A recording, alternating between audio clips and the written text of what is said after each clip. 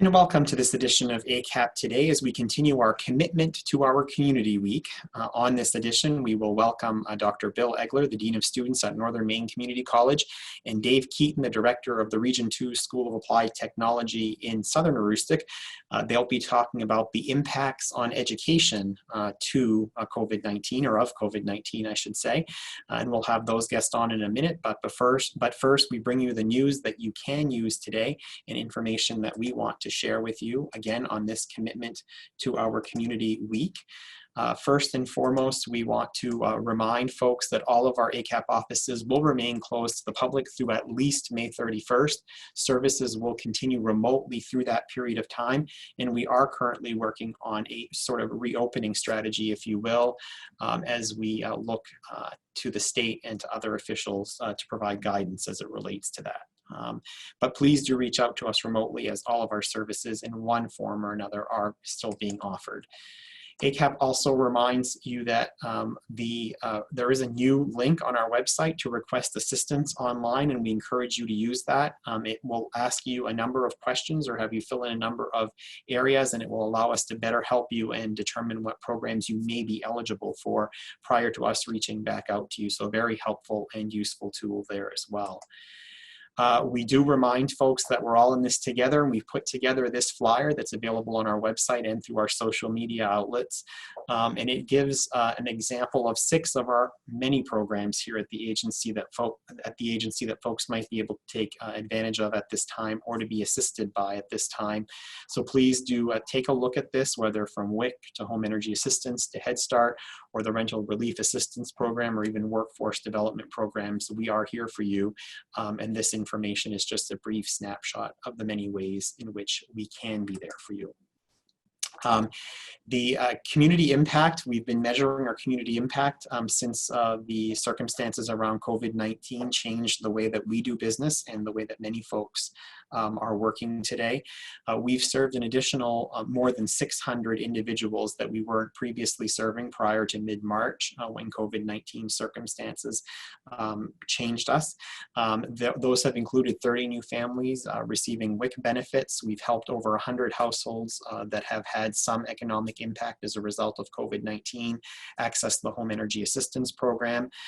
We are delivering currently almost 800 meals a day to Head Start families, breakfast, lunch, and dinner, and snacks as well. In addition to that, we just topped the 300 mark today in the applications that we've received for the COVID-19 Rental Assistance Program here in Aroostook County alone. And of course, the opening up of the Hope and Prosperity Wellness Shelter at the University of Maine at Presque Isle, which has helped to this point 13 individuals since mid-March. The rent relief program, as I noted, we've reached 300 individuals who've requested assistance through this program. This is designed to provide a $500 payment to landlords on an individual who has been impacted economically by COVID-19 to their landlords. So please do reach out to us or go on mainehousing.org/COVID-rent if you would like to apply for this program and are currently renting and have been impacted economically by COVID-19. We've also, to note, taken over 5,000 applications collectively throughout the 2019-2020 heating season for the Home Energy Assistance Program. We do encourage folks who think they may be eligible for this program, and the eligibility guidelines have indeed expanded, to please contact us. Now is the time to get an appointment. Our appointments are generally all booked in the fall and early winter months, but the credit that will be put on your account if you do qualify will be there for you in the fall when it's time to turn the thermostat up again. So please do call us to schedule an appointment. Look on our website to see what the income guidelines are. They changed before COVID-19, and there should be many more Aroostook County households qualifying for HEAP this year.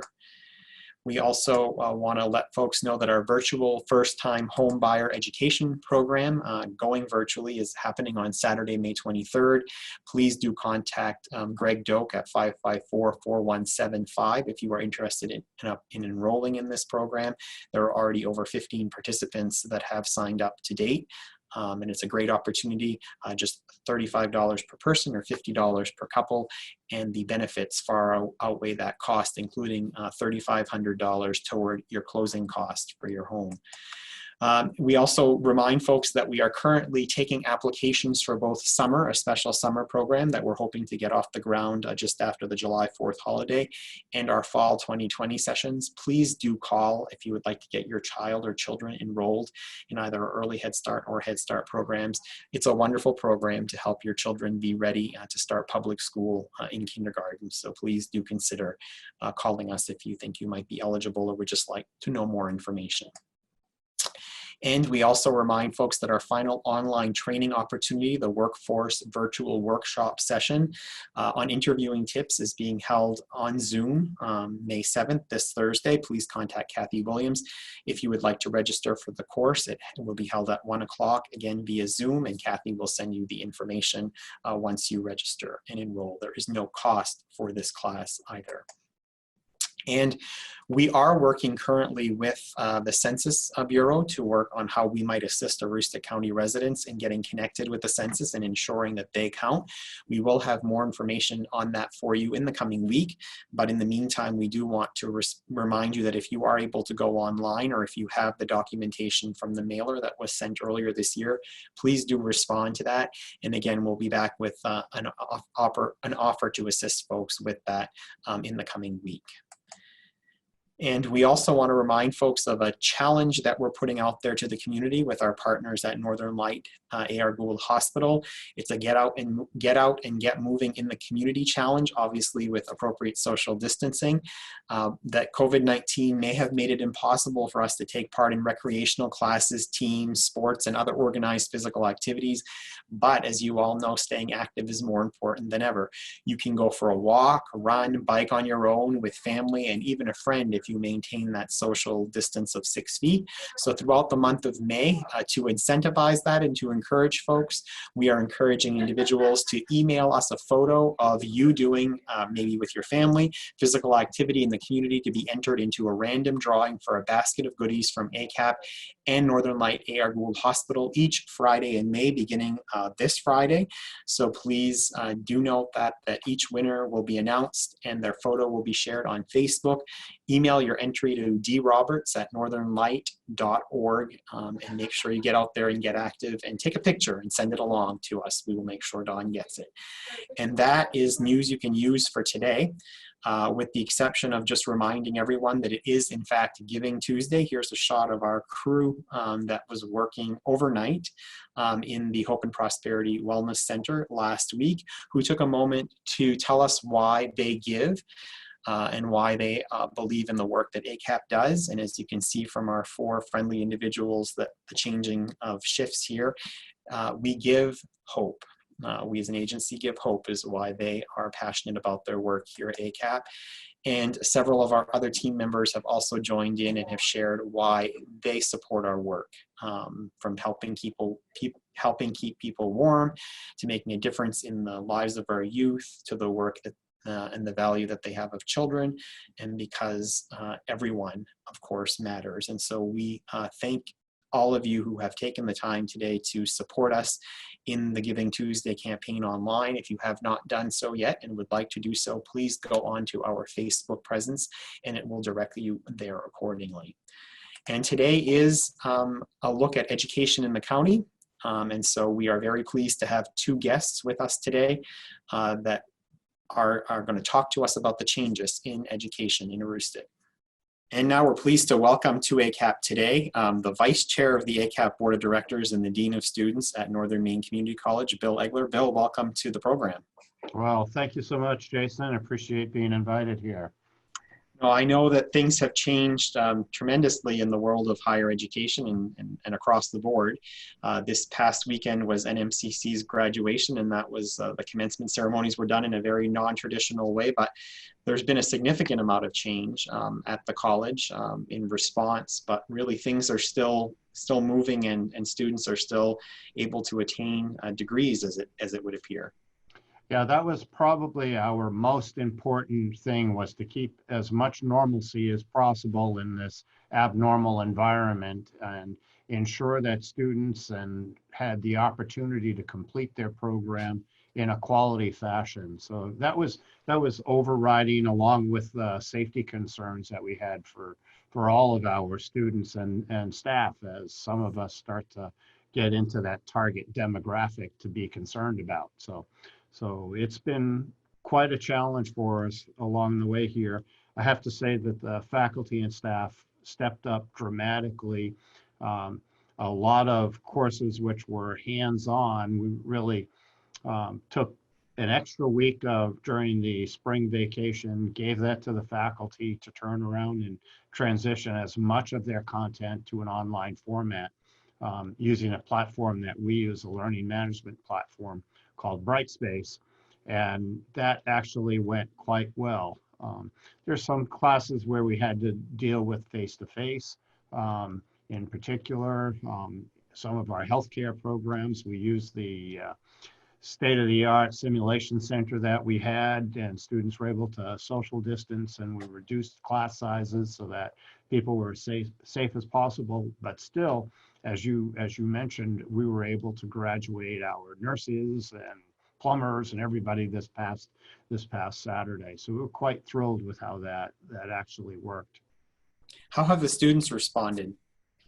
Well, it's been a challenge. I mean, a lot of students, the transition to online was something that all classes had an online component. We used a lot of resource materials, and so every single class now for years has had an online component. So it's not like they were brand new to receiving content. It was brand new to be getting all of your lectures online and taking part that way and communicating electronically. So students adapted remarkably well, I would say. It wasn't exactly what any of us truly wanted, but it was one of those things I think Aroostook County residents in particular are able to adapt to the situation around them, and our students are no different. So I've been very pleased with them. They've faced the same challenges that other ACAP clients deal with, loss of income, loss of jobs, social distancing, loss of childcare. All of those create challenges when you're trying to study. And so that's been one of those things. Our counseling staff and faculty have been doing regular outreach, both through email, telephone, Zoom, you name it. We've been connecting with our students to make sure that they, A, knew we were still there and cared about them, but B, they had the resources that they needed in order to survive this period. So we noted that commencement was done online this past weekend, and folks can still go on NMCC's Facebook presence and social media presence to view that. Absolutely. That was one of the things that it was a little bit of an interesting process.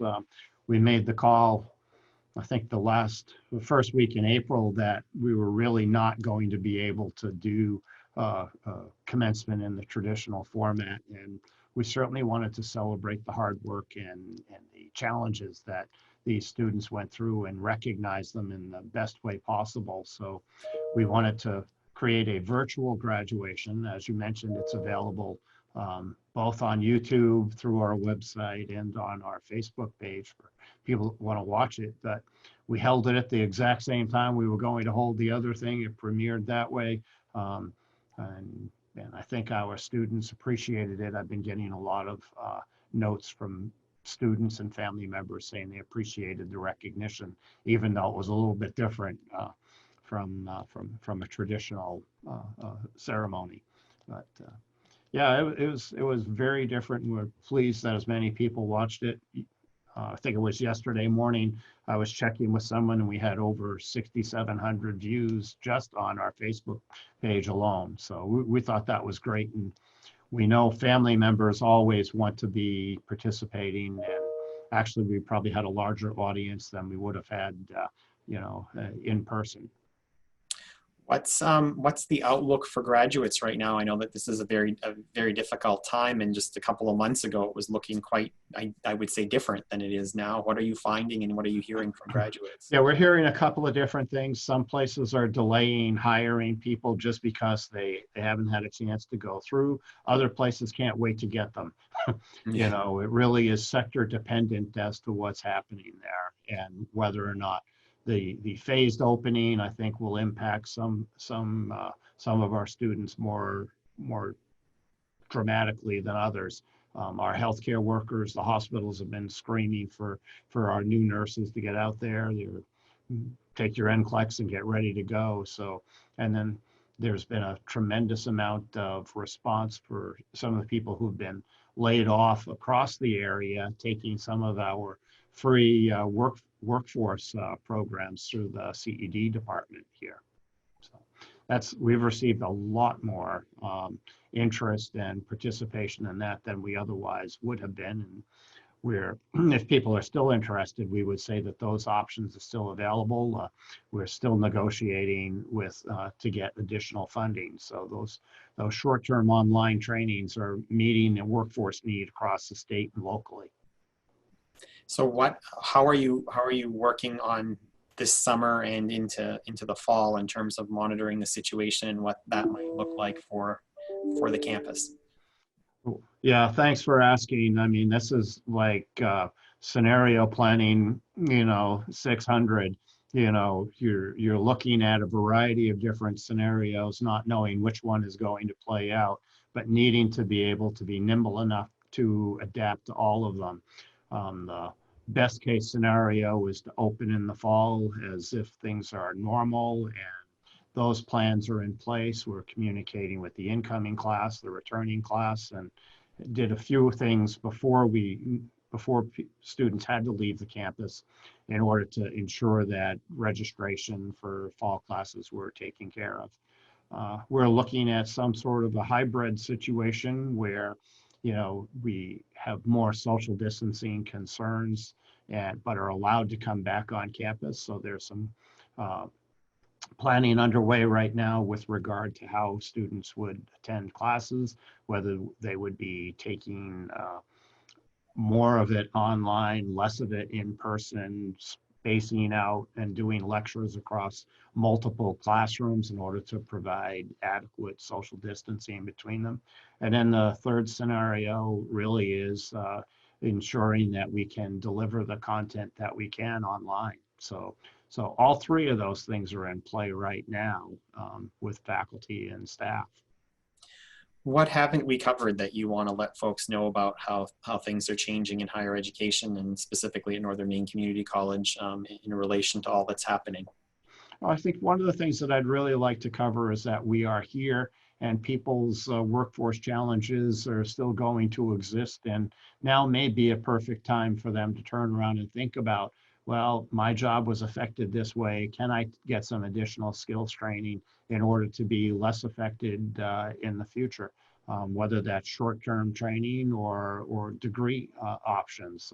We would encourage, all of the ACAP and greater Aroostook community to remember that we're here and we've done whatever we can for our students. We've been fortunate to have some additional resources, both through the college's foundation and through CARES Act funding and other sources of funding. Other very generous donors have provided some significant financial resources to help students plan for the future and get through these particularly challenging times. And I think that the college has seen that over the period of time. I remember in my time working there when there were mill layoffs and things of that nature, that individuals took the opportunity to get a degree and it's really start their lives anew and new careers, and have become very successful. Yeah, and I have to congratulate the employers, and in particular some of the major employers across the region for looking at some of this downtime and putting it to productive use. We have 470 some odd individuals at Twin Rivers participating in workforce training right now, knowing that they can be getting that training because things may be slowed down a little bit. The challenges across the workforce exist, whether or not people are, or more people are staying at home. So. Good. Lastly, I've been asking all of my guests what their advice is and for others at this time in terms of, getting through these difficult and challenging days. For me, it's staying connected. It's important to connect with the staff, your colleagues, your friends, your family, and in particular, your elders across the region. Just reaching out, making a quick phone call, delivering a meal or some product that you may have that they don't. I think those connections, those are the things that have made us get through harsh winters from year after year, decade after decade. It's not the first time we've faced a difficult time in Aroostook County. I don't expect it will be the last, but it's always the people and their resiliency and ingenuity that are the strength and the hallmark of being a county resident here. And so I'd say stiff upper lip and keep on going. Indeed, and let's hope that there's a few months of rough sledding before we hit another harsh winter here and get some warm days ahead. I hope we get a little bit of sunshine. All right, Dr. Bill Egeler, the Dean of Students at Northern Maine Community College, and as I mentioned, the Vice Chair of the ACAP Board of Directors, thank you so much for joining us today. Thanks for the opportunity. And we're now joined by Dave Keaton, also a member of the ACAP Board of Directors and the Director of the Region 2 School of Applied Technology in Southern Aroostook, right next to Holton High School, but serving all of Southern Aroostook. Dave, welcome to ACAP Today. Thank you. So we talked with Dr. Bill Egeler about the changes in higher education. The same is definitely true that there are many changes in the secondary education, and particularly the career and technical education sector. So talk about how life is different in this pandemic era. It's been a huge challenge for particularly our hard trade programs because it's very hard to replicate what they would do in their labs online or doing it remotely using Zoom or any other online apparatus that you would try to connect with the kids. So that's been a huge challenge. For some of our programs that we've had where we've had online learning incorporated within their program already, our health science programs and our early childhood education programs and so forth, that's been okay. But it's really been the hard trade programs that it's been a challenge. And some of the kids that we've been working with have been real good about receiving what we're trying to do with them to keep them engaged. And that when we left in March, that's what we told our instructors is let's keep our kids engaged as much as possible. So it's been a challenge, it's been a real challenge. So graduation is just around the corner for high schools as well. College just graduated while NMCC did last weekend and UMPI and UMFK are this coming weekend. What is life like as you face toward that season with your students that are seniors in particular? Well, it's been tough because we started doing a completer banquet for our CTE students some years ago. You remember, Jason, you came in and you had participated in one of our events we had. And to not have that for this year and not being able to have a complementing activity for our graduating completers, that's tough. And we're still brainstorming through some things that we can do for our kids. We're looking to do some kind of slideshow of some sort, some kind of video streaming acknowledgement to our completers. It's still not going to be what we were doing with our kids in person and shaking their hand and acknowledging what they've accomplished while they've been with us. We can try as best we can, but it won't be the same. And so that's what we're up against right now. How are they adjusting to these changes? Really good. I had a student the other day that I selected as our CTE Student of the Year. And I told her, I said, if you're comfortable coming in, I would like to be able to give you the acknowledgement in person.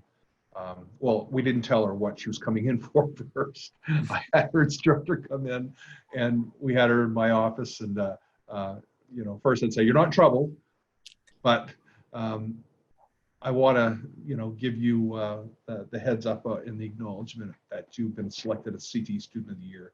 Her face just lit up, and I gave her a bouquet of flowers along with her official letter, giving her that acknowledgement. But we would have given her acknowledgement at that completer banquet that we would have at the end of the school year. So she's missing that. But we did put her. We did a nice little piece about her on our school Facebook page, and putting her on our website, and we're just trying as best we can. So what are you looking forward to in terms of the fall? Are you continually monitoring things like most folks are, and looking at what that might look like come fall? I'm nervous. I don't know what it's going to look like. I don't know where we're going to be at with trying to pack a bus full of kids and get them up here. That's how are we going to handle that? That's my biggest question right now. Once we get them here on site within our programs, we're able to make the numbers go down as far as what you'll be working with. So we should be fine when they're on site. It's just getting them here. Some of our kids self-transport themselves, so that's not a problem. But I have a bus on one of our days that offloads, and it takes about 10 minutes to offload. A lot of kids. So how do we handle that? I know that you've got a tight time frame, but I just want to make sure that if there's anything that you haven't covered that you want to let folks know about changes or anything at this time, please share that. The one good thing that's come out of this, if there is ever anything, is that this has given us a new apparatus of how we were able to do some teaching and learning with our CTE kids that we haven't experienced before. So we had to jump in, learn this quick, make it applicable, make it effective, and find ways that we can connect with our kids and keep them engaged. So I'm optimistic that we might be able to use this training system in the future, particularly like when we have snow days. It'd be better to say you've got a remote learning day than you're not doing anything today other than just staying home and sleeping in. So we can get something out of it. We can salvage this, and I think that this has given us, a means to be able to get there. And I can tell my staff, hey, if you were able to pull us off from March all the way to June, I think you could pull us off on one day at a time here and there. So definitely some valuable lessons learned by all of us. So lastly, I just wanted to get, as I do with all of our guests, your advice for helping folks make it through these challenging times. Just keep people engaged, and it's not always about teaching and learning for us. It's about keeping personal contacts with our students, because sometimes we're the only outlet that they have, and we're their educational family. So keeping that family alive and keeping it, as connected as we possibly can. I think that's the biggest thing. All right, Dave Keaton, thank you so much for joining us. Thank you for your dedication to our organization, as well as our previous guest, Dr. Egeler. No problem. All right, and as before we leave you today, we want to just remind you, as Dave Keaton pointed out, that we are indeed in this together, and do reach out to us if you are in need of any assistance. You can call us at 764-3721 or at acap-info@acap-me.org. You can also connect with us on Facebook, on our YouTube channel, as well as through the web at www.acap-me.org. And then we also want to remind you of this resource, the AroostookCommunity.com website, where you can log on to ask for help or to give help. It's a great county resource brought to you by the Aroostook Health Network. And if you're unable to log on to the site or prefer not to, just give us a call at 764-3721 and we'll connect you with those services over the phone, or do our best to. So do reach out. And then lastly, as we do every day, we end with our snapshot of the day. And this one's breakfast, lunch, and dinner that our teams throughout Aroostook County, particularly in early care and education, are providing breakfast, lunch, and dinner 7 days a week, plus snacks for hundreds of students, their siblings, delivered directly to their homes, thousands of meals to support the families countywide. And we thank you so much for joining us on this edition of ACAP Today. Thank you to Dr. Bill Egeler and to Dave Keaton. We'll be back tomorrow with another edition. Have a great rest of your day, everyone.